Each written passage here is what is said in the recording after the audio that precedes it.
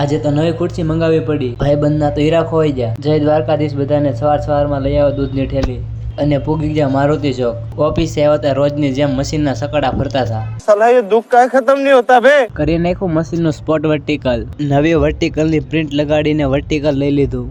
Hero ખરાબ આવ્યો એટલે એના ફોટા જોઈ લીધા કે આપણી મિસ્ટેક તો નથી ને, આપણી મિસ્ટેક તો નથી। સવારમાં સંધુભાઈ ચડાવી દીધી ચા। આજે પાખડા વાળા હીરા હતા, 2 મિનિટ હાલતા હતા। साला ये दुख का खत्म नहीं होता बे। ભાઈએ તો ફિલ્મ જોવાનું ચાલુ કરી દીધું। ભાવાની જિંદગી ગોટાળે સડી ગઈ, હીરો ખોવાઈ ગયો।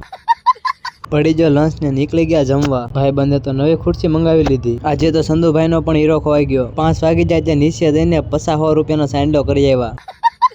નાસ્તો લઈને ઉપર આવ્યા તો ભાઈબંધની જિંદગી ગોટાળે સડી ગઈ અને પછી ધીંગાણું જામ્યું ભાઈ।